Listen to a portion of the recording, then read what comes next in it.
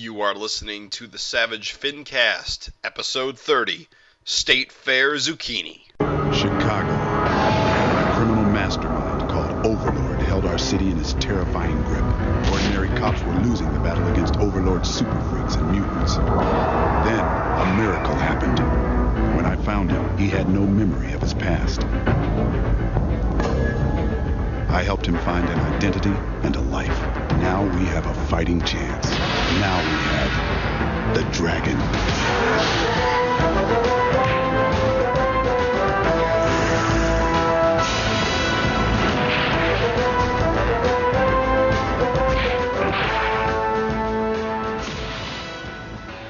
This is the Savage FINcast, the show that can't stop, won't stop. I am Jim Purcell. I'm Craig Olson. And I'm Raven Perez.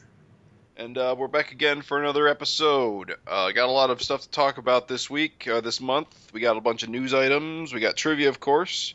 And later on, we're going to talk about Savage Dragon 195. It's a cram-packed show. Yeah. As well as the 30th anniversary Teenage Mutant Ninja Turtles book, which was by Gary and Frank. Yeah, they contributed to one of the, I believe, 5 or 6 whatevers. And that's Gary Carlson and Frank Fosco. Vignettes. Longtime Savage Dragon collaborators, for those that don't know. Cool. So, let's get right into the news. Or, well, no, what have you guys been up to? I think it's good. Let's touch base a little bit. I mean, me and Raven, this week, Oh, yeah. we have been hyped as all hell. Uh-huh. E3. Oh, yeah. Video Game Expo for all the greatest nerds. It's Video Game News Christmas, if you don't know, Craig. yeah, I don't know anything about video games. It's But just basically I'm this interested. Let me know what you guys have to say. this one show, this one time a year, all It's a the big companies, It's a big media blitz. All the big companies pull out all their big guns. and they just say, hey, guess what? We got games. 30 new things coming out. Here's all the things, and you just get excited like every hour, something new, and often multiple times an hour, something new and amazing is announced. It's Actually, awesome. I saw that there was like the Powers TV show. Is that something to do with like PlayStation? I saw an announcement for that. It was like at first I thought it was supposed to be like on Fox or something, and then You mean based on the comic? yeah. And now it's coming out through like PlayStation TV or Xbox TV. I don't know. Well, Sony has their PS TV thing. I think that's so I what it wouldn't is put it. then. Yeah. Yeah, that's weird. like it's the PS TV is like a Vita without a screen. You hook it up to your TV. Kind of like a Roku that plays games. Exactly. That's exactly what it is. Well, they're taking on the Power show. That is Huh. weird. So they have That is like their weird. own exclusive programming. Well, maybe the show's being made by Sony. Then it makes more sense. Oh, that makes a ton of sense. I don't know. Because Sony makes most things. Sony announced like some movie stuff out of the E3, so they kind of used the E3 to like do little other entertainment stuff. Well, Sony's hemorrhaging money in a lot of their various. Darn it! Their TV division is in the dump. Oh yeah, But the only place they're making any money is in video games and movies. which everyone hated that new Spider-Man, didn't they? Spider-Man 2? Yeah. I thought it was generally liked. I mean, if Eric liked it, it must not have been terrible. The people I talked to were like, "Oh, I hated it. It sucked." Well, I don't have any interest in any of the non-Marvel Studios movies, so I haven't seen any. Although I heard X-Men was really good. Yeah, everybody seems to like X-Men. Well, I haven't really liked any of the. I haven't seen any. I didn't see the new X-Men and I didn't see the new Spider-Man, but I wasn't a fan of the first Amazing Spider-Man. I hated it.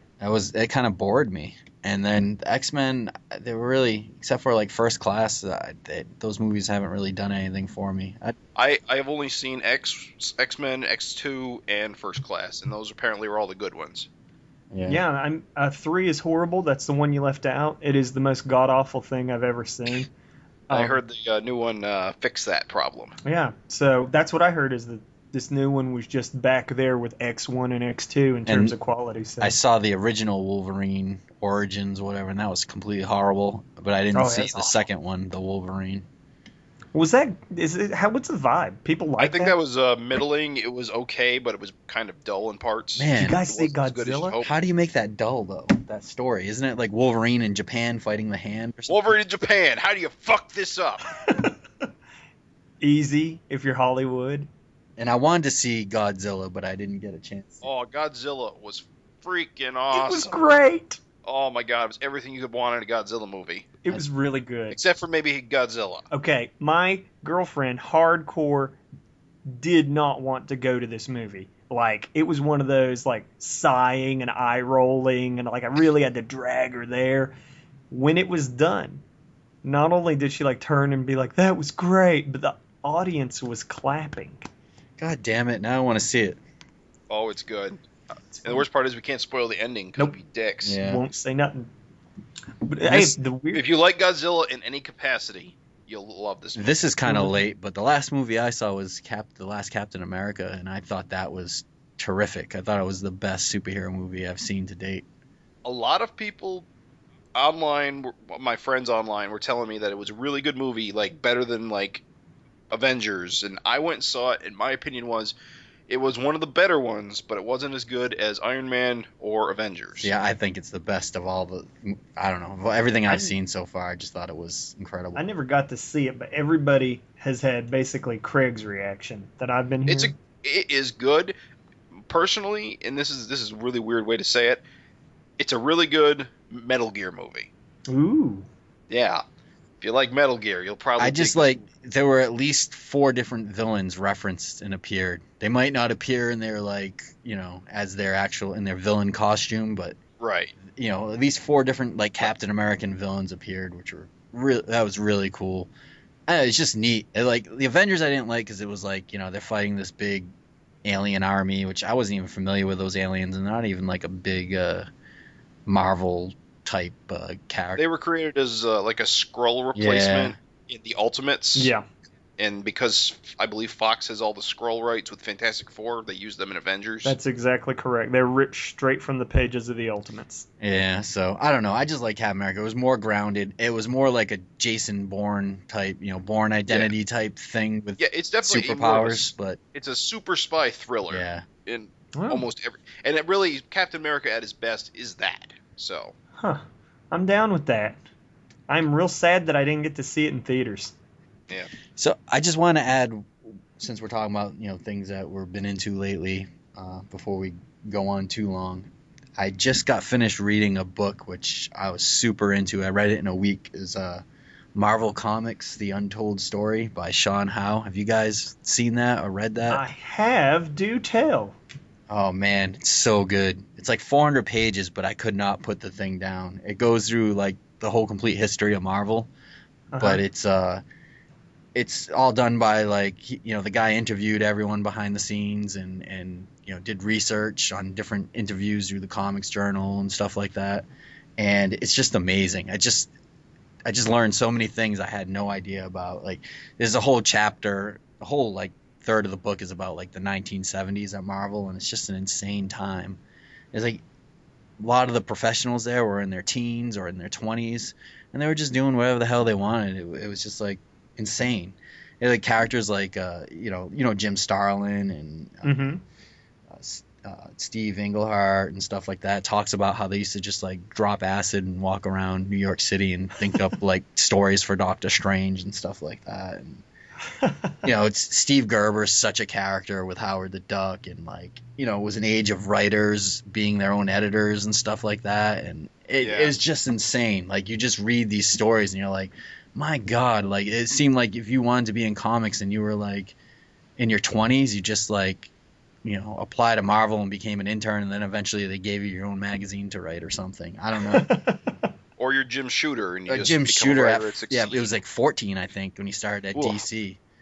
But imagine that. It's just insane. And then like the whole stories in the 80s with Jim Shooter as editor, and the everyone just freaking out about him, and I guess he was a real tough editor. And then John Byrne, he's such a dick in this book. Like it's crazy, like just the things he does and stuff like that. He's such like a company man too. It's so weird. He's almost like the villain in the book, and it's just funny. But yeah, they go through all Chris Claremont and the X-Men and stuff like that, and just How far does it go through? it goes through to present day almost. Disney buyout? Yes. Huh. Oh, so it talks about like Quesada coming on and all that good stuff. Yep, and Bill Jemas, and like it talks about that whole Marvel thing that he did, and I don't know if you remember. Yeah, I bought that. I think it I think it goes up to Disney. I'm almost sure. It's like it just came out like last year, but I could not put it down. So anyway, I don't want to go on forever on that. But if you guys want something awesome to read, especially if you like comics, it's one of those things you just can't put it down because you know all the names and you know all the people. You know what I mean? And it's like to read about them. Did it say anything positive or negative about Bob Harris as an editor? I'm a big fan. Remember, to be honest. Yeah, Bob Harris's era was my favorite era, and way he got fired at the end because they didn't tie into the first X-Men movie as well as investors had hoped. Yeah. Always kind of sucked because when Quesada or however you pronounce his name came on, that was my downfall with Marvel. Yeah. Oh, I love the Quesada era. That was well, when it was like only in Marvel Knights, when Marvel Knights was his playground, it was good. But when he tried to turn all of Marvel into that, I could not handle it anymore. Yeah. So yeah, it sounds like a good book. So it's a nonfiction novel length book, all text. Yeah, all text, 400 pages is just like I said, you can't put it down. It's pretty. It's a fun read. Kindle. It's interesting. Sounds good. Yeah. Sweet, good recommendation. Anyway, so let's get into the Erik Larsen news. Sure. First bit of news. Appears Erik Larsen drew a variant cover for Superman issue 33 from DC Comics. The variant was penciled and inked by Erik, and it features Superman and Batman, and it's part of, I guess, a series of variants that are appearing throughout the whole DC Comics line, kind of promoting the 75th anniversary of the Batman character. So, now, this thing surprises me. Yeah, because it's weird, I thought Erik didn't want to do anything with Marvel or DC ever again. No, I don't think that's true. I mean, he'll throw him a cover here and there. He did like a Wildcats cover for Jim Lee not too long ago. I just don't think he's interested in spending his time like doing a series for them or anything like that. I want to say he colored this too. It definitely looks like he colored it. Okay. It's on his. If you guys want to see it, it's on his Facebook page. I think he also put on Twitter. Maybe at some point, Raven and I will post it on dragonfan.net. But the reason he probably drew this is because he got to draw Superman in the underpants.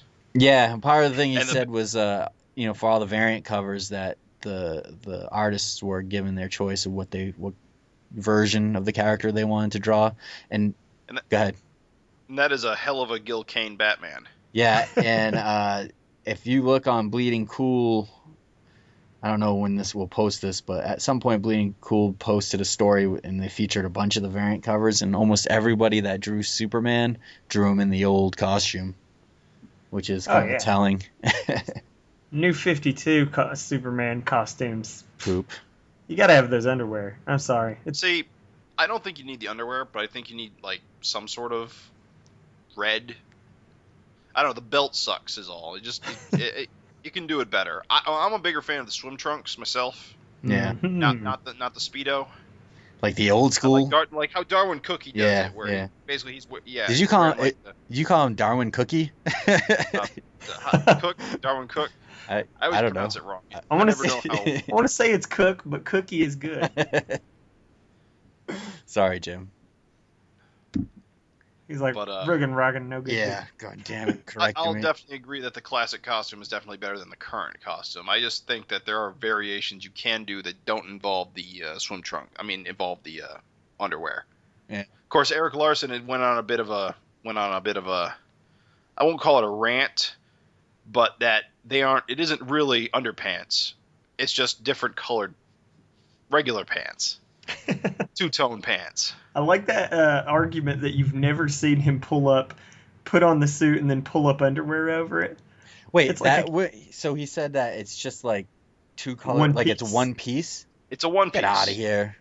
Yeah. Makes the most sense. It's what I've always assumed. It's not like he's wearing tights and then wearing pants over tights. That's what I always assumed. Oh. How is the Christopher Reeve Superman? Is it pants over tights? Jeez, I have no idea. I say it's underwear, like underwear, but they'd have to be sewn in place or they would look weird. So one piece makes sense. I just never pictured that. It doesn't make sense in my head. You know what? Here's the teller. You never see Superman with a wedgie. Yeah. So there you go. He's constantly like picking it out of his butt cheek. Great. Caesar's ghost. Oh, God. It's a good cover, though.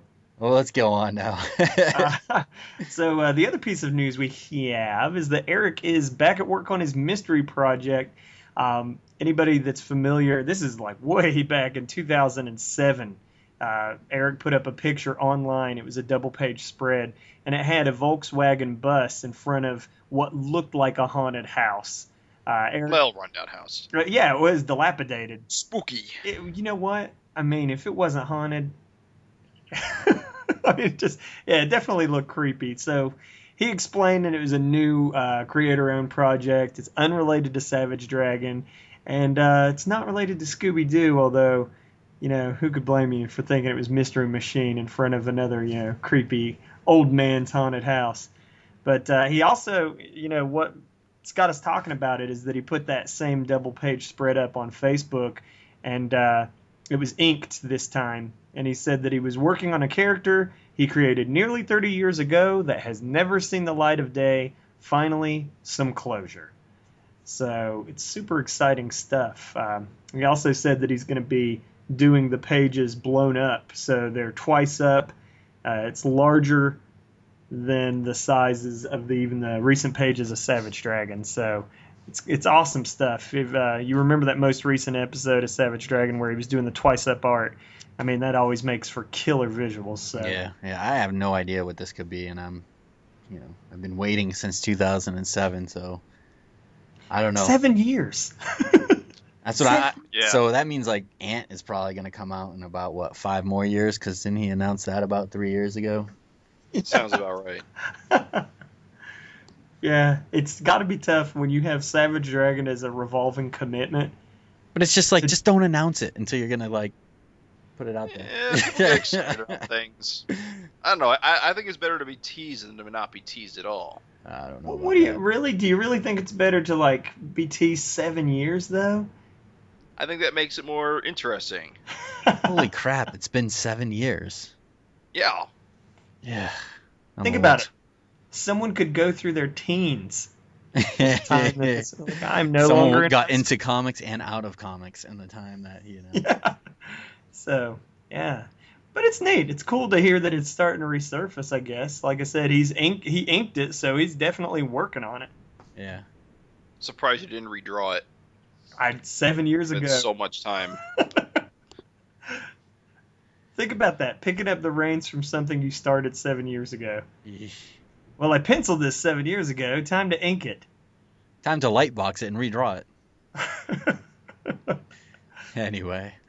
Yeah. A quick last piece of news. This is a bit late. Back in April, Erik was interviewed for episode 65 of the Our Cosmic Podcast. You can check it out at multiversitycomics.com/category/podcasts. I like the name of that podcast. It was a pretty good podcast. They lost me. They do like a kind of like a game show format at one point with Erik, and it goes on for a little bit. But other than that, it was pretty good. It's always fun to hear Erik talk to a bunch of people. Sometimes they ask pretty good questions on this one too. But like I said, they got to a point where they did like a game show thing with him, and it seemed like Erik wasn't really that into it, but he played along with it. It got a little boring, but the question part was fantastic. They asked really good questions. A lot of times with interviews, it's like they ask the same questions, you know. So this is a character that you made up when you were a kid, and, you know, how did you get the name? You know, it's like they weren't asking those kind of questions, so it's definitely worth listening to. It's a step in the right direction, at least. Yeah. So, why don't we jump to this month's trivia and start with going over episode 29's question. So, last episode's question for our Savage FINcast trivia was, and it was a softball, we recognize this, but we'll go through it anyway. The last major change in direction with Savage Dragon occurred back in issue number 76 with the Savage World story. Larsen has stated that Savage World direction was influenced by a DC comic book. The title character also made unofficial appearances throughout the story arc. What DC comic influenced the Savage World arc? And we got a bunch of responses. Michel Fife, friend of the show and awesome comic book pro. You know him from what's his new title now at Marvel? Ultimates. The Yeah, Ultimates. he's doing the new Ultimates. And Copra, his creator owned, and he's the artist and writer of Copra. He's always chiming in, and we appreciate him and his input. He wrote in Softball City, Commandy. Of course, he's right. Disqualified because Softball City was insulting to our feelings. Yes. John Panozzi, he wrote, the DC comic character that inspired the Savage World arc is Commandy, and that's also correct. Then we also had John Turner write in. He said, hi guys, I believe the DC comic that inspired the Savage World storyline is Commandy, the last boy on Earth. And then he went on to say, love the show and thought it was about time I had a go at the trivia question. Short of Twitter, I don't get to interact with many people about comics, let alone Savage Dragon. From my point of view, you guys are providing an essential public service. Keep up the great work. Well, we appreciate those words, John. Thank you for writing in. Yes, Definitely. we appreciate it. And then last up, we got Josephat Gomez. He said, hey guys, just listening to the podcast, and the answer to the trivia is Commandy. Now I have a question for you all, but you don't get a prize for answering. Then what's the point? Yeah, forget it then. I'm not even going to read. No, I'm just kidding. Do any of you guys have an issue that you are missing from your collection? Mine is 128, the crossover with Wanted, and 170 with Baby Mighty Man. That plot is going to pay off in 15 years. That was him saying it, not me. So you guys have any issues that you are missing? Only most of them. Surprisingly, you are missing a lot, right? Yeah, I've only got complete run from 90 up, and everything below that is spotty at best. Well, that's the good stuff to me. I love those early issues. Yeah, I'm surprised you haven't gone back and kind of filled that in. I got all the trades, so I've got the trades okay. through as far as they can go, and then there's like that chunk in there I still haven't got because for some reason I still haven't picked up Archives 3. I don't know what the hell I'm waiting for. So you've read everything then? No, actually, that's Archives 3 stuff. I'm still a bit spotty on. Oh, I pick up most of it through osmosis. gotcha. Oh, okay. Through letters, All the- columns, and closure. Yeah, Okay. I'm good at reading between lines. Cliff notes. What about The Wikipedia helps. What about you, Raven? I am missing. See, it's funny because I'm scrambling through to find my little I've got a pick list that I keep in my wallet in case I'm ever in the comic shop. I can dig through the back bins and find them because I'm only missing 2 issues and they're weird. They're like 152 and like 138 or something like that. And here's the kicker. This is what really sucks, is that I owned those 2 issues, so I would have a complete run, except every time I move, I just lose a little something here and there. And those 2 issues are gone. I have no idea where they are. So, yeah. Left this material realm. I know. It hurts my... Somewhere in the negative zone. So what about you, Craig? Sadly, I have every issue, every variant, every printing. I'm a completist with Savage Dragon, so Even the mini series and stuff, like Destroyer Duck and... yes. Yeah. Well, Newsstand Well, copies. I don't have the only thing I don't have all the newsstand. That's ridiculous. Yeah. And then I don't have all the non-highbrow universe stuff, other what is it, Backlash, or things where he appeared in other Image comics or anything. Oh, okay. I have some of them, but I'm not in. Eric's got to be behind it. You know what I mean? It's got to be for the most part. So no Love Bunny and Mr. Hell meet I Savage actually Dragon have for you. that, but yes, I have that. And it's god awful, but I have it. I even have like the Bad Rock issues, I think, where Savage Dragon appears and completely horrible. As soon as I get those last two, I'm heading into the little miniseries territory. Because at first I was like, I don't care about all that. And then, you don't have all. You mean you don't have all the miniseries? yeah, I'm missing stuff like Freak Force, things like that. And I actually have a complete run of Freak Force. do you have the variant for Freak Force, like number 8 or 9 or something? No. How about Raven? Do you have all the Super Patriots? I think I do actually. They're tucked away somewhere. I know I have the trade. There's 4, right? Yeah. Do you have them? I don't have the first. I have Liberty and Justice in trade, and I have the 2 Kirkman ones in singles. Get ready to get your wig flipped. I think my Super Patriots are the original ones I first bought like as a kid. Ah, Yeah. So like my wig is flipped. So then mine are mail order because like I didn't have a comic store, so I bought them through what was it that came in the mail, Mile High or something like that. Yeah, So, I think so. so yeah, I got those Mile High ones. So I was like, oh, it's so awesome. One of the Kirkman Super Patriot series has a Dave Johnson variant, which is so rad. And I actually have an extra I'm going to give away for the trivia, just not on this trivia, though. I'm going to save it for another one. Sweet. But it's pretty damn awesome. But anyway, okay.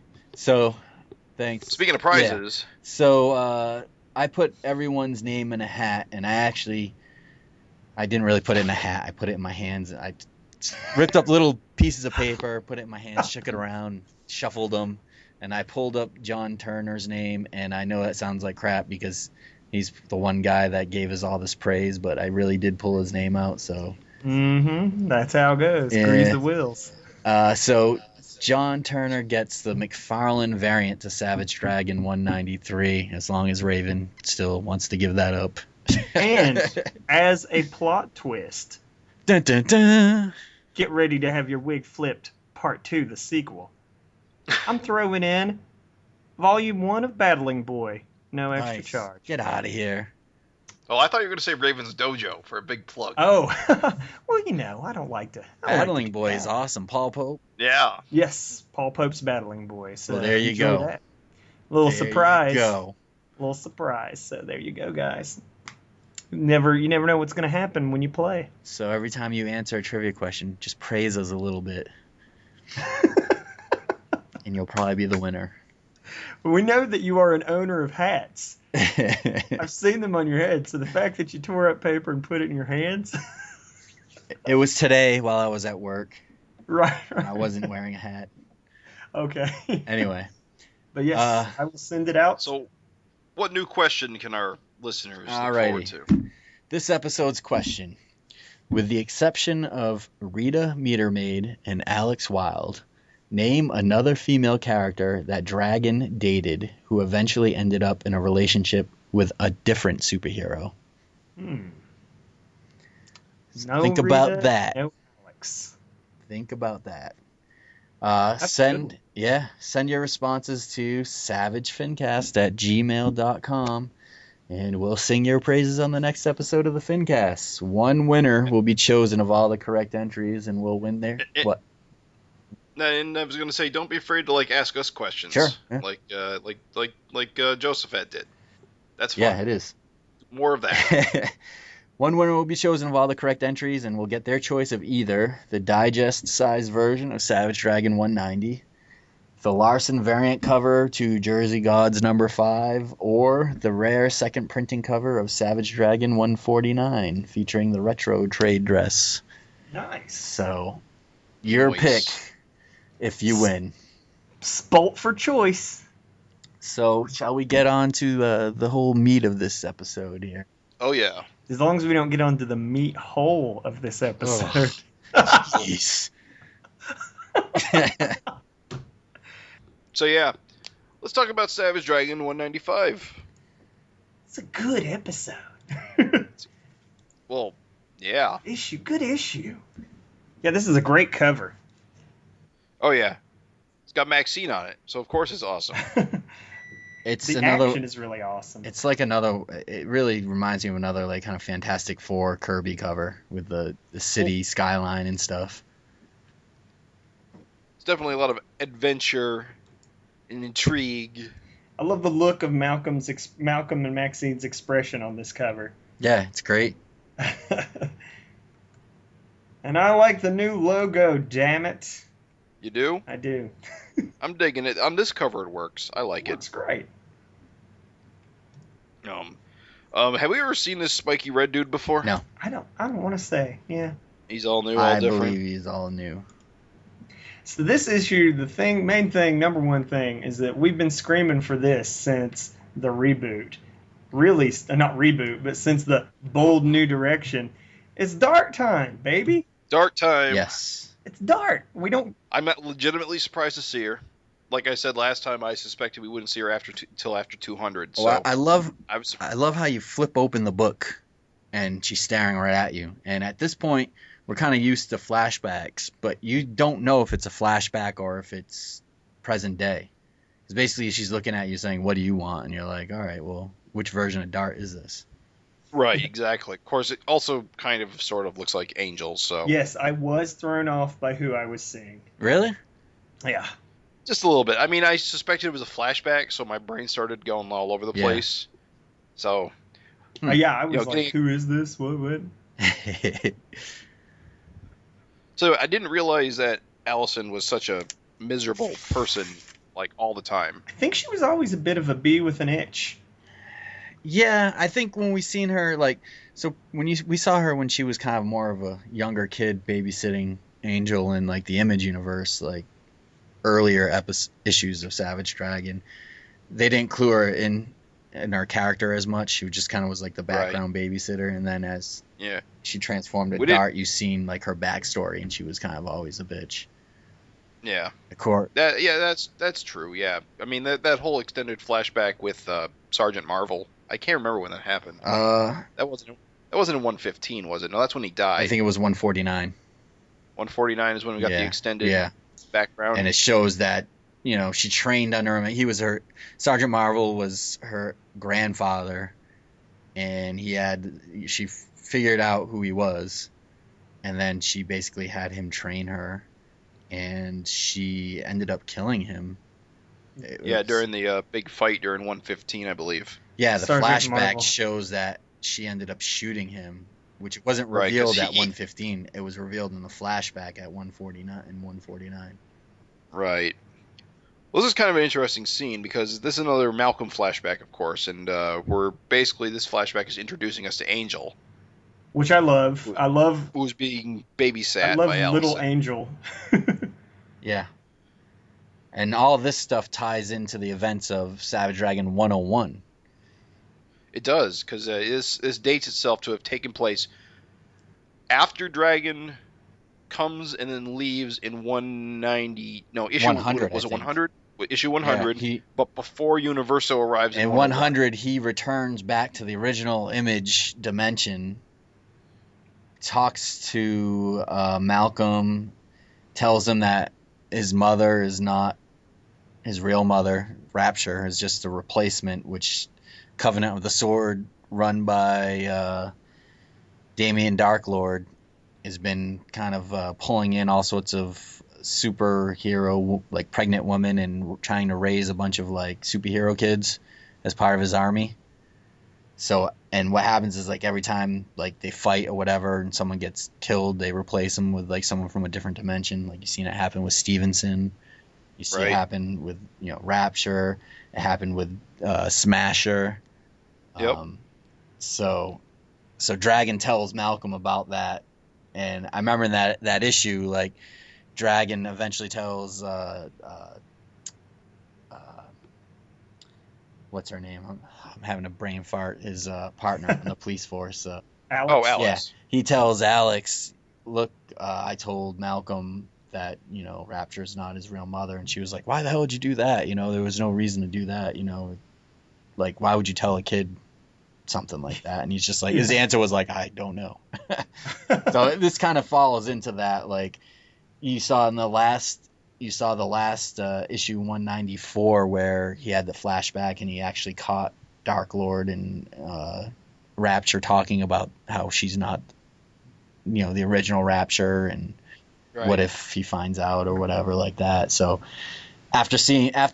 so now we see his dad told him, and then he actually saw it from heard him talking for himself, and now it's really like sunk in. Hey, Rapture's not really my mom, and so your mom's probably not your mom. Yeah, and this will build up to the scene in either was it 101 or 102 where they actually escape on a flying saucer, meet up with Rex Dexter, who's kind of trying. I don't know if he's. I want to say they get rescued by Angel Debbie Harris. Yeah, they get rescued by Angel Debbie Harris, and they go to Rex Dexter's, and then that's the whole time when Universal comes and is destroying the Earth, and a portal, Dimension X portal, opens up, and Wildstar and friends grab the kids and bring them into Dimension X before the world blows up.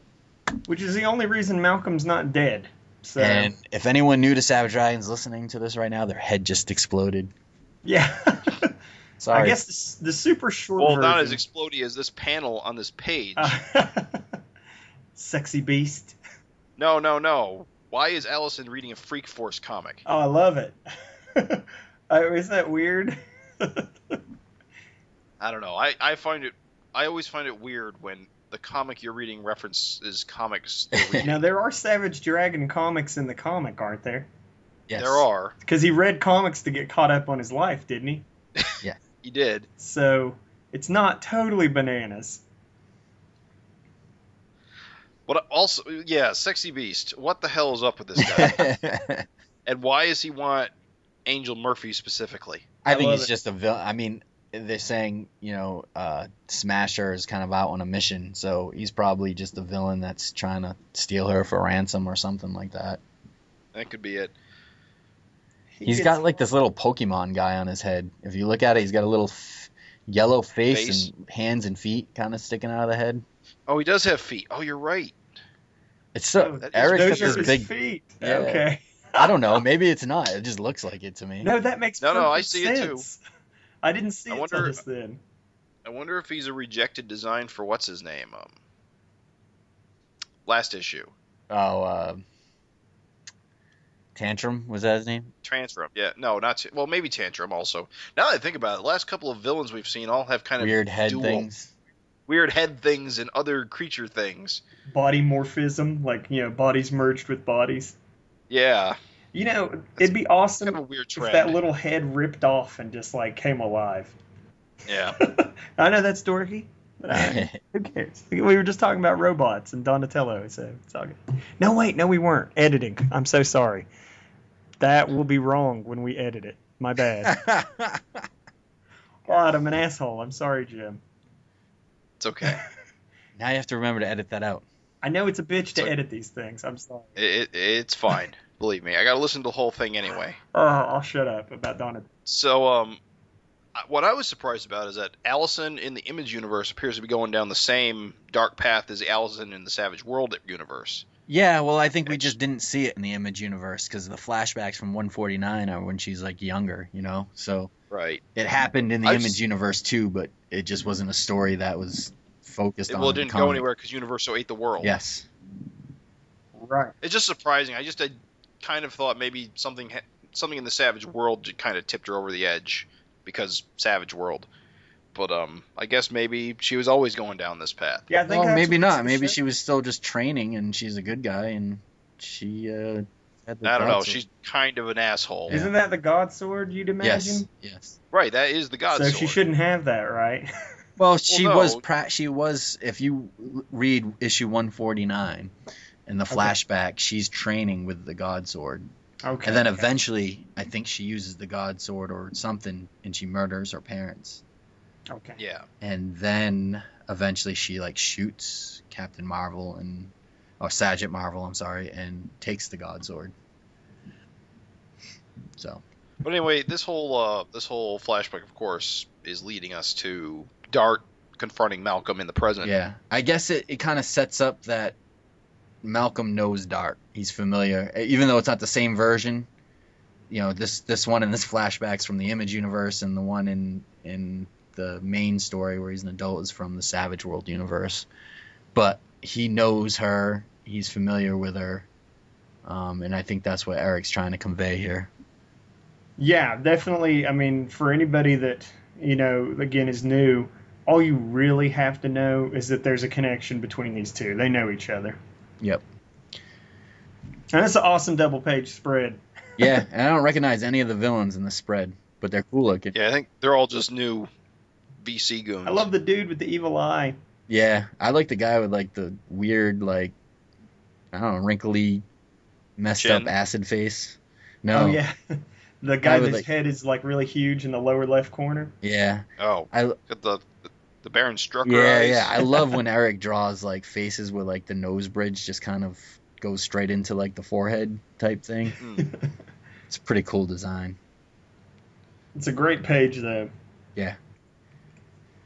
As is this, I love the actiony. This second panel, I mean, this page here is like super actiony. Anytime like Dart's hair's flying off the page into the bleed. What's that's that? good The stuff. following page is like just like the solo image of her next to the panels. Yeah. This Dart, you know, he draws it on purpose, I'm sure, different than the original Jill Summers Dart with the hairs for Allison is a lot more straight. It's motion. It's really conveys it like like zipping around. Exactly. Surprised she doesn't chop it off with the God Sword most of the time. You know, the thing I love, and you'll see through this issue, and I talked about it in previous issues, is that Eric really conveys that Malcolm is a younger character than Dragon, much younger. He's, you know, a teen. Because if you look at this, he's doing a ton of like bouncing around and leaping in the air and flying through the air and stuff that you saw in the earlier issues of Savage Dragon, you know, leaping up onto buildings, like huge jumps. And then like he kind of did away with that as time went on with the original Dragon. And now he's like back at that, I think. Yeah. And I think it really kind of helps convey that Malcolm is a much younger person, you know. He's got that agility and strength. Yeah, I always loved the super agile like dragon jump, and then like you said, it just played on out, and I was like, huh, did he forget about that? But it was just age. It's just age. He's just getting old. Yeah, and we get to see Dart use her darts again, and I love those grenade darts, and really does some damage to Malcolm during the fight. Yeah, that was really noticeable about how much damage they did to his shoulder and his side of his face. Yeah. This is the greatest with the jumping ability, though. This is because when he said he could jump for miles, it was like an idle boost. This just escape is the greatest thing. Well, here's a dumb question: who here actually believed that Eric would kill Dart in such a manner? No, I didn't think he would. You didn't think so? No, did you? I did. Let's get out of here. I think Erik Larsen has the balls to do it, to nonchalantly kill such an important character in a collapsing building. I was certain she lived. No way. I was unsure. Nah, I was certain. It never crossed my mind, but it would be Only ballsy. because you got to think, God sword in hand, any falling debris, she's gonna ninja that shit out of there. You know. It's just. Yeah. I don't think that's how physics works. This whole thing though with the like super jump, just the blind, desperate super jump to freedom. And then I love this. Yeah, he's got no end game. He just falls out of the sky. Yeah, no There's a plan. panel like he just turns black, like he passes out. It's awesome. It's great. I was just like, what a great like exit strategy. Like, oh, I can't win this. Ooh! It's fantastic. It's great that we see Maxine come back in the book. It's a really funny scene when he's in the hospital bed and basically his nuts are hanging out, and they don't show it, but Embarrassing. Yeah. That's hilarious. yeah, it's a great there's a great back and forth between the two. It's kind of just like high school, college BS between boyfriend and girlfriend. Well, it's great that she is still into him and that she's making the effort to see him. Yeah. It just means that hopefully she's not going anywhere for a while. Right. Because he is an awesome character. I think we get an image of John Day walking out of the burger joint. Heck yeah. Yep. Was it also something about this scene? Of course, it brings in the whole thing about the kids dying last issue, and how all the parents are terrified about Malcolm being in the same school. Yeah, so as their they get children. confronted by one of the parents of the kids that got killed when they're eating like dinner or something at a restaurant, and I don't know if they're not at the Rock House Diner, right? That got destroyed. Nah, it's just, Oh, no, that's this gone. is just a burger joint. Yeah. Oh yeah, that's right. He's walking out. This I do want to say, so we don't gloss over my favorite part. Maxine is still wanting to hook up, even though, she's got that weird angle of her parents are making her date. And then Malcolm's like, well, I should see other girls then. But Maxine still wants it, I'm just saying, it's good. Let's not neglect that important detail. The other important detail is that she's out of high school and still wearing a sailor uniform. Malcolm likes it. But yeah, while they're having their lovers quarrel, one of the parents jumps in there to where Lamar and the kids got crushed last episode. So of course there were no survivors, I'm taking it. So no one's there to tell the story that they pretty much forced themselves on Malcolm. So Right. Malcolm's being branded a menace. I gotta wonder if maybe the new high school run on this book is not very long for this world. Yeah, I don't know. We'll see. It'd be very strange to hype it that Malcolm's going to high school and it's going to be a teenage high school book, and then he stops going to school. And it would be strange, like he's getting attacked left. Well, he's going after some things, but he right now in this issue he's getting also attacked by like Dart and the Vicious Circle. So Dart is pissed. How is he gonna attend school and not put people in danger? Right. Yeah. To imagine, just going to class, like people are at risk. Right. So after this whole confrontation, we get our first look at Red Rage, who's on the cover of the book. In that He reminds me of somebody. Is it Destroyer from Thor, or could be it, or who was the guy? Devastator, or whatever he's called. The guy from the Savage World on the little jetpack thing. No, not the Seeker. He's a little Seeker-esque, but he reminds me more of like a Thor villain. Yeah. Destroyer. Destroyer comes to mind for me. I thought It's got the metal bands. You guys mentioned the dude that was his name Seeker? The guy that he looked sort of like this, and he was plaguing Savage He was Dragon. blue, and he was like chasing him around for a few issues. And he never talked either, did he? He never spoke. No. So I kind of thought this was guy. But he was more bug-like. Like his armor was like, I always thought it looked more bug-like. Yeah. Of I don't course, know. You got to know too that this also looks incredibly crappy for Malcolm, because here he is in this public place with people accusing him of being a menace, and he starts getting attacked by a super villain. Right. And the one little guy had the camera phone, so obviously this looks super bad for him. It looks bad. Yeah. Bad PR. Super bad for him. And so they go on a kind of a couple of pages of fisticuffs. Rip-rollicking. Yeah. And Malcolm's really doing some damage to him. It looks like he's denting up his armor, and then he comes to find out, he like rips an arm off here and I don't know, a leg off here or something, and it's just pretty much an empty shell of like a robot. It's not really, there's nothing inside of it.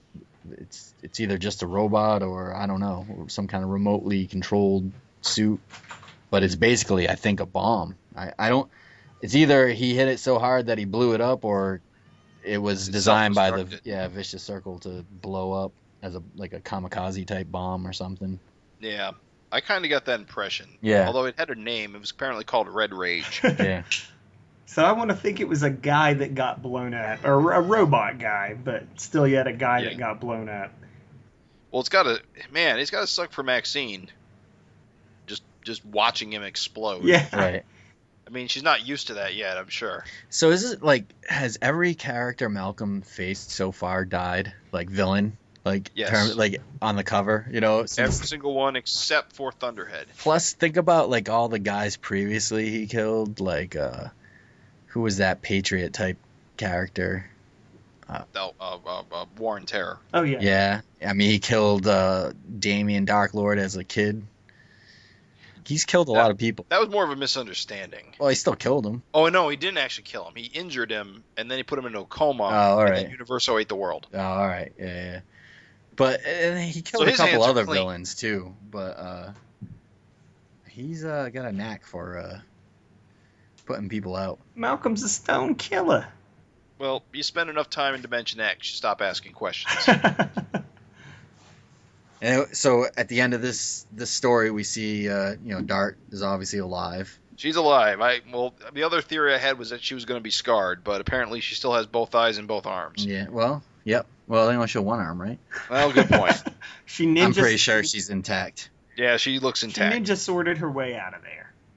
And we see it looks like the VC Goon Samurai just reporting to her. She's a long timer, right?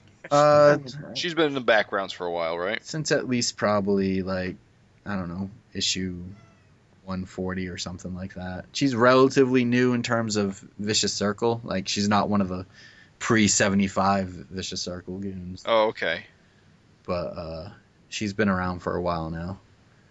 It seems out of all the newer VC goons, Erik seems to use her a lot. Well, she's got a pretty good look. Yeah. With the gas mask and the hair. Yeah. So basically, it seems like Dart's plan was to send that Red Rage character to explode. It's a good plan, Dart. Good use of resources. And I like that You're she's pro with too this. smart to assume he's dead. Yeah. So First rule: never assume Dragon is dead. right. Yeah. Second rule: never assume Dragon is dead. I love on this last page how it's like, if you look at the panels, it's just master storytelling. It's Maxine on the roof, and then each panel kind of pans down until you understand you're at street level now. Yeah. And then it's Dart in the shadows. Like, that's masterful. Oh, are they just standing down in the alley below? Yeah. I didn't pick up on that. For some reason, I thought we were going to another warehouse in the city. No, they're just No, at I street believe level. they're down. Yeah, I you're believe right. They're down at street level. It's just panning down. You get that top panel. It's Maxine on the roof, and then second and third one is just like the camera's kind of, if you will, is kind of heading down. You know what Maxine's thinking about in that top panel with no word balloons? What's that? State Fair Zucchini. She's thinking, I'll never get that blue ribbon. Ugh.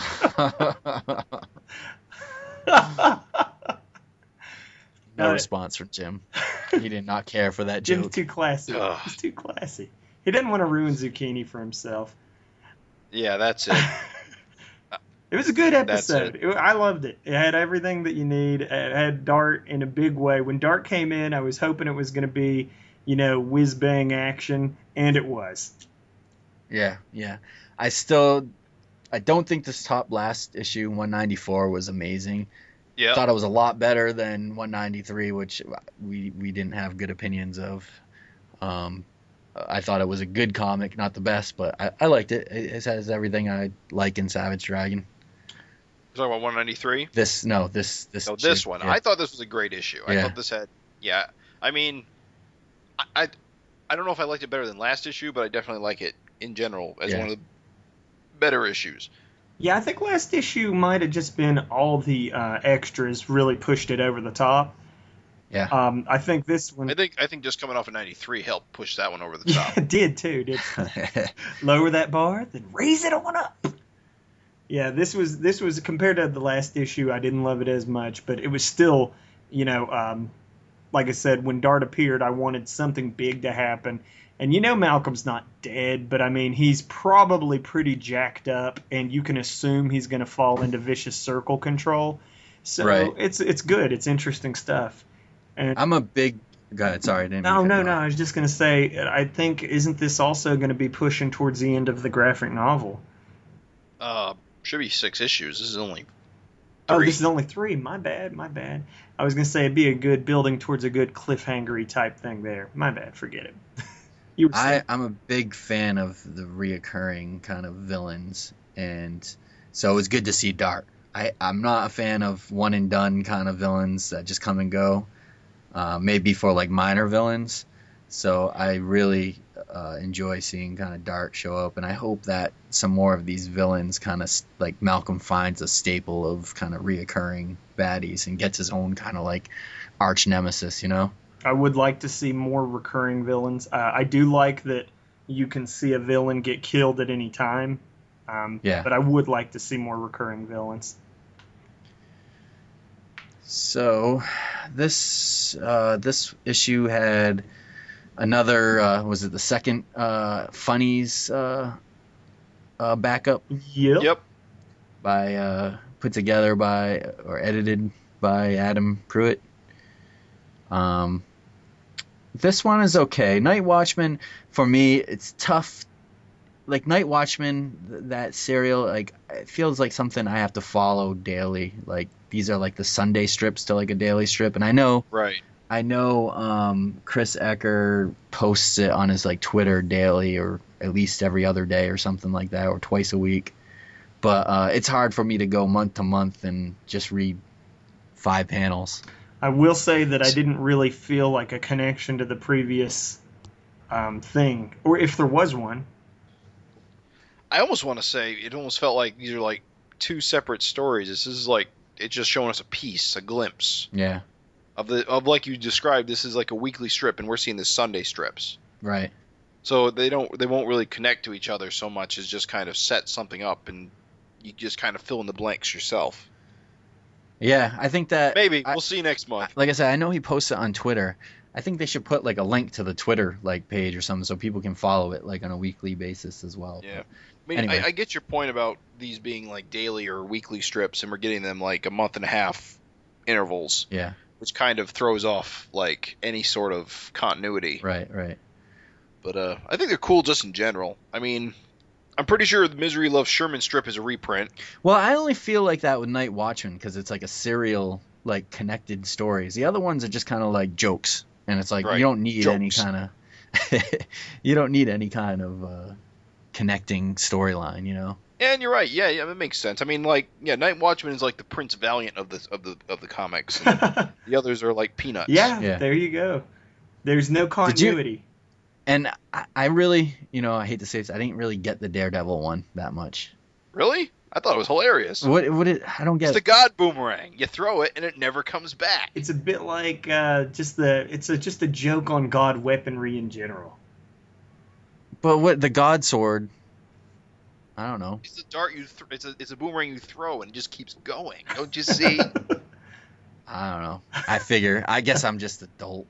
I figure like the God Sword meant it just doesn't break and cuts through anything. So a God Boomerang would just go through anything. I don't know. I'm adult. Whatever. Well, the God Gun doesn't shoot people. The God Gun grants wishes. It's nonsense. Yeah. Actually, the God Sword is almost like the weird one out of the bunch because it just does what it does. It's a really good sword. Maybe it should grant wishes when you cut people in half. That would be a fantastic power. Well, I'm sorry, Simon, then. I'm just an idiot. I did like it. I thought it was funny. Just, again, God weaponry being something that's just so unexplained anyway. It's just kind of a good poke. Right. I like Misery Loves Sherman. I love that art style. Yeah. Love Chrissy stuff. It's good stuff. Night Watchman, I'm so sorry. I want to love you, and you are beautiful. I'm confused by your continuity. That is all.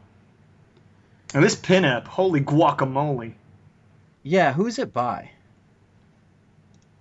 It was in the... Oh, we don't have the letters page. Guys, we don't have the letters page. Oh, no. What do we do? We got to fake it. How will we ever find out? We got to read that tiny little square in the corner. But as I say, Zambala... Lamala. It's by Lamala. 2000, in the year 2000. Oh, okay. Zambala 2000. I don't know. Cool pinup. So it's probably an older pinup from somewhere. I know. It's weird. He shows that little dinosaur-looking guy, and I suddenly realize that's where the fin comes from. I've never really been able to imagine Dragon's fin like being from an animal until now. Really? I don't know. It's a little weird to me. All right. One last comic. Angel Dragon and Toasty Pie. Toasty Pie. Fantastic. This is And great. a chance- It's great because it ties into real continuity. It does, actually. Isn't that great? I wasn't expecting that at all. Because I thought it was going to be just another pie joke, and I was like, oh, another pie joke. And then I read it, and I was like, oh, this absolutely fits into the let's all go join the Super Patriot team. Scott James needs to draw a Angel back up, like, continually, forever. Yeah. I love Beer Belly. It's like Popeye with beer. It's good stuff. Good coloring. Yeah. Oh, it's really good color. Scott James stuff just fits well with the Savage Dragon characters. He's great. I wish you could see something from him every issue of Savage Dragon. Yep, co-signed. Maybe he's going to draw that Super Patriot team book. There you go. That doesn't exist? What are you talking about, Raven? I'm just talking nonsense. I'm just saying, wouldn't it be a beautiful world we live in if that happened? Oh, did you guys see the logo? See the Angel Dragon logo? Oh, no, Yeah. I totally glazed.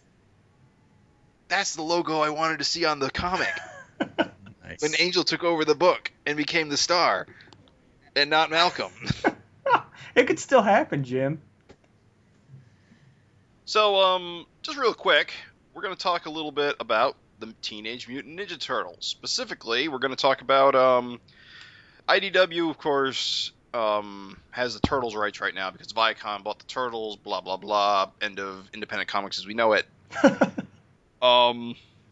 They put out a, what was it, 30th anniversary? Yes, 30th Yeah. anniversary Jesus, special. 30th. Batman's 75 and Turtles are 30. God damn. Yeah.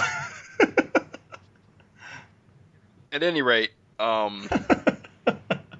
this 30th anniversary book had a bunch of short stories, like really short, like 5 pages each, of the various eras of comic book Turtles.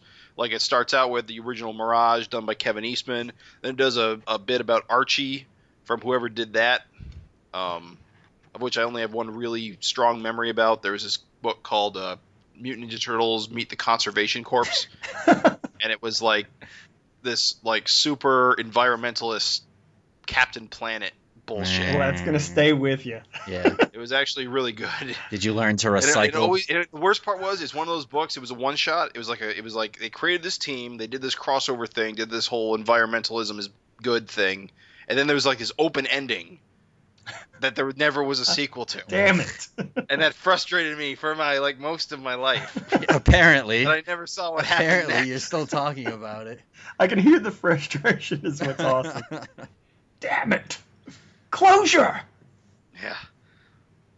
They also did have a story about the current Turtles from IDW, and there was a story by Jim Lawson from the Volume 4 of the series, which is my favorite Turtles era, is Volume 4, with Peter Laird and Jim Lawson. What was that? Was Volume 4? What comic company did that come out? Oh, Mirage. Mirage did that. See, there's 4 volumes of Turtles. Volume 1 and Volume 2 were done by Mirage. Volume 3 was done by Image. And Volume 4 was done by Mirage again. Yeah, but didn't also Dreamwave do like a Ninja Turtle comic for a while? Yeah, that was based on Cartoon. the animated series from like 2003. Yeah. It's pretty amazing how many different comic companies. Oh, there's so many variations. Yeah. But see, that's what's great about the and there's like 2 more variations. There's another animated Turtles comic going on right now, and I want to say there was another one before that. But at any rate, that's kind of what's really cool about the Turtles, is that there's a lot of different interpretations of the Turtles. Yeah. They established, And I that's kind of think, what makes- real early on that they were going to just go all over with that. Right. Take the core concept, do whatever you want tone-wise. Which is So- cool. So the reason why we're reviewing this is because Gary Carlson and Frank Fosco did Did the Image the series. Image series, Volume and 3. they have also Gary Carlson, as you know, is the co-creator of Vanguard, who plays an important role in Savage Dragon, and he also Gary has also written a lot of stories for Eric for Savage Dragon, like the Freak Diner, the Rock House Diner, and Vanguard, and Gary Carlson has drawn a lot of those comics. You mean Frank Fosco? I mean, Frank Fosco has drawn a lot of those. And I believe Eric handpicked Gary and Frank to draw this Ninja Turtles comic, because at the time, wasn't Mirage kind of done with Turtles, and they just... I don't know the circumstance. I think they were trying to like get it more out there. Yeah, I think the sales were kind of poor. Yeah, and Image was like the new kid on the block, Yeah, and I mean, million copy sellers. yeah, I might be talking out of my butt, but I think what happened was, Eastman or one of the creators gave it to Erik and said, see what you can do with this, and gave him like free run with it for a couple years. And well, I know in the early Savage Dragon appearances, Mirage was doing their own Turtles crossover comics. Yeah. So at some point in there, they decided to move it over to Image under a new creative team. Yep. But at any rate, this story is really quick. It's like 5 or 6 pages, I think. Maybe 7? No, it's... I don't know. Regardless, it's... But it's really short, and it just kind of like touches on a few of the things. You may notice right away that the Turtles in this universe, this timeline, or whatever you're going to call it, Donatello's a little messed up. He's a cyborg. Raphael's missing an eye. I'm not sure if anything horrific happened to Leo or Mikey. Yeah, didn't Leo lose a hand? You're right. He's got one hand. Yep, they all got maimed. That was one of the big criticisms about this run, is that basically all the Turtles get maimed. Which I thought was cool. Even though I never read it, here's what I did know, and I always liked it. Which is, it's one of those things, I do actually want to pursue Image Ninja Turtles for this reason. It seemed like a series where things happened. I know Splinter became a bat. Yeah, Donatello got dropped from like a helicopter in the first issue, I think, and cracked his shell and broke his back, and then they used like, nanotechnology or something to make him a cyborg. So that's cool, why it's a cyborg. And I think Gary had said that was always, like comics, nothing's ever stays, everything kind of goes back anyway. And their plan was for Donatello eventually kind of be cured and get rid of the technology, but they never had a chance to visit that. Yeah, they never got around to it. This particular story has Mikey has broken his leg off camera, I believe. I think that's just for this story. And he's out of shape, and they decide to go for a run in the sewers. And they run into what I can only assume is an old adversary who... The trouble is, I don't think any of us have read the entire run of Turtles. No, I didn't. I read the entire Image run, but it's been like, I don't know how many years, at least 12 years since I last read through it. So they run into another like cyborg type character who apparently they've had history with. Leo comments that he chopped him to bits at some point, and now he's made his return. My assumption is this is one of the few original characters to come out of the Image run that they've brought back. There was a female like Shredder character too, or something at one point, like some ninja girl. Well, there's actually a lot of... Yeah. Well, there's one female Shredder. That's actually pretty standard because, remember, in Comics Turtles, Shredder dies at the end of the first issue. And he never comes back, except as a shark. It's complicated. Why? I can't remember why Krang is, like, helping them out. Oh, that's not Krang. The Utans, they're an alien race. They were never... There was never a Krang in the Comics Turtles. Gotcha. They're a helpful alien race. They're brain-like. They use technology to assist themselves because they're physically weak. They're actually responsible for the Turtles' mutations because it was their radioactive ooze that got into their sewer. Huh. Yeah, they're cool. I like them. I'll tell you one thing though was cool to see about this. Like I said, I read the original series and it was all in black and white, and so this is the first time I've seen Frank's art in color for Ninja Turtles. Yeah. So. Well, Frank mentioned that originally it was supposed to be in color, but they didn't have the orders to make it work. And that this is sort of was an opportunity. Which is hilarious because their orders probably now would kill most anything. Yeah. But this was their opportunity to put color on it like they wanted to in the first place. Personally, I like it better in black and white. I honestly think Gary's black and white looks amazing. Yeah. I really do like this, though, even though not knowing the guy. I mean, just seeing, like, the way he like took over the raccoon, and like it's just such an awesome like visual. Like it makes me wish I had read the original Image. Yeah, run. well, and like you were talking about Raven before, with each character being different, like Splinter turning into a bat. At one point, Raphael leads the Foot Clan with like Casey Jones' mask on. That's awesome. Loses an eye. I guess I can't remember Leo. I remember faintly like Leo losing a hand at some point, but Well, you can see it here. He's got this metal thing over his hands. And Yeah. I think, like, does it say it in the beginning of this book, on the beginning of this chapter, like, I think it was like Erik's like goal was to make each turtle kind of unique. Yeah. Yeah. So I don't know if that was Erik or Gary or whatever, or it was like Erik just talking to Gary and saying, hey, this is, if Gary came up with everything and Erik just gave him the kind of the whole, just try to make them unique, and. Well, I think that's, if you took a second to read like the previous Archie story in this book, you'll see that Raphael is like all black. Yeah, I remember that too from back in the day. Yeah, that was a thing that happened during the Archie run. I don't know what the context of it was, but that was to make like him more different. And you can sort of tell by the context of this story that Raphael isn't really with the Turtles as a team anymore. Yeah. He's off doing his own thing. And in Volume 4, there's actually... See, the problem with Volume 4 is it sort of just kind of ends, and it never really completes itself because the Viacom sale happens, and then Laird kind of gets tired of the Turtles and decides he doesn't want to continue writing it, although he has put out further issues over the last few years. But during that series, Raphael gets turned into a vampire, which makes him like Hulk out into like a giant, like prehistoric turtle-looking thing.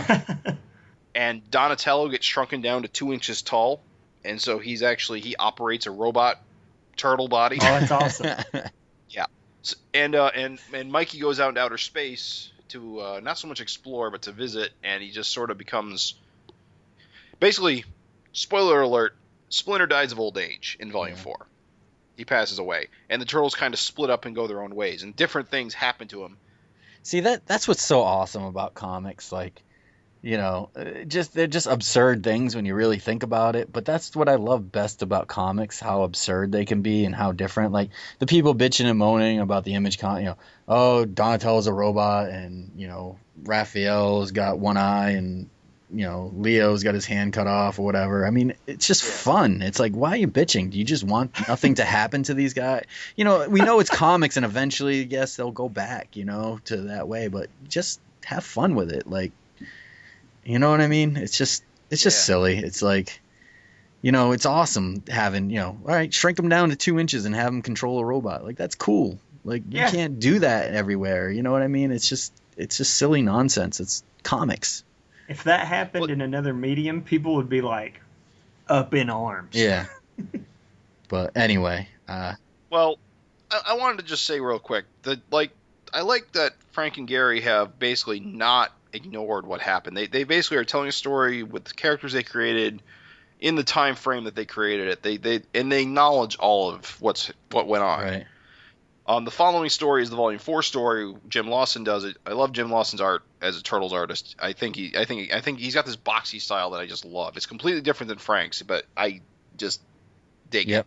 But the point is, like I said, all these things happen to the Turtles during Volume 4, but none of it's referenced in this story. It's just a standalone story where they get reunited with a character named Shadow, who's actually Casey Jones's daughter. Right. Okay. Who is a ninja in her own right. She's a pretty cool character in general. She's a character that, a lot like Malcolm, she's introduced as a fairly young child in the early issues who grows up throughout the run of the series. So she's an interesting character. But this story in particular doesn't make reference to any of the real stuff that went on during the series, and that kind of annoyed me. It made it feel like a really incidental story, whereas the Frank Fosco, Gary Carlson one feels like a continuation or something. Yeah. Yeah, that's cool. I mean, definitely, it's awesome just seeing the Turtles in their, cyborg Donatello, one hand, eye patch. I mean, it lets you know that this is straight out of that continuity, Right. So yeah, generally it was pretty cool. I enjoyed it. It was a good look. It's good. It's nice to get a look at all these different eras, right, side by side, just to see how different they are from each other, and they are very different from each other. This is a cool collection. I think this is sweet. I mean, definitely, and great work, Gary and Frank, as always. Oh definitely. Oh, that's it. Yep, that's an issue. That happened. Well, that's a good issue. Fantastic. Good stuff, and one could almost say that all that's left to discuss is Savage Dragon 196. Strange things are going on in Chicago's notorious danger zone. The poor and downtrodden are being mysteriously transformed into hideous freaks, and Malcolm Dragons being thrown into a situation beyond what he's used to as he faces a horde of desperate killers with power to spare. Malcolm's struggle to measure up to his famous father intensifies as he plunges into a new, dangerous adventure. The bold new direction continues. A couple things spring to mind. If strange things are happening in the danger zone, shouldn't these sort of things not be happening? What? These sort of things should happen in the danger zone all the time. So it's not strange, is it? So the It's thing, strange to people that don't live in the danger zone. see, Second thing. Second thing is, do you think Malcolm's dead? What? He blew up. Oh. Maybe Eric solicited and then he changed I think his you are the mind. most gullible comic book reader in history after this episode. Between Dart and now this comment on Malcolm. he's got to be alive because he's being thrown into a situation beyond what he's used to. Who knows? Could be Maxine's book now. Only I would read that, probably. Me and Maxine's judgmental parents. So yeah, looks like he's got a lot more to look forward to. It's going to be good as the race to issue 200 begins. 4 more, or 5 more. I think 5 more. that's going to be a good jumping off point for me. I'm just going to, Get out of I'm here. Yeah, literally get out. just going to step off, man. I'm done with this ride. Yeah, it was good. Yeah. Well, I'll tell you what. I recently got off a long-running book. Oh, yeah? I stopped reading Walking Dead. Yeah. The war Oh arc. my God! No, hold on, Jim. I'm tired of I'm this. sorry. Jim, did you not read the issue after the war arc? I did not. Actually, I haven't got through all the war arc. Okay. I'm still only halfway through Let me it. tell you, I just- you can still Ready? quit. I give you permission to quit if you read the issue. You have to finish the war arc because otherwise the issue won't make any sense at all.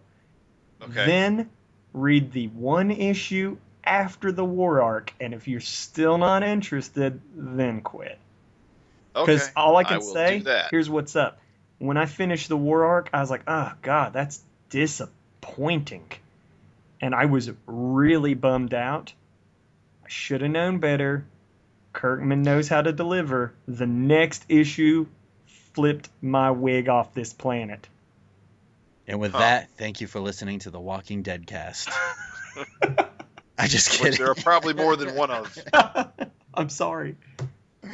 All right, well, let's wrap this up. You guys can talk Walking Dead. All right, guys. Yeah. Thank you for listening.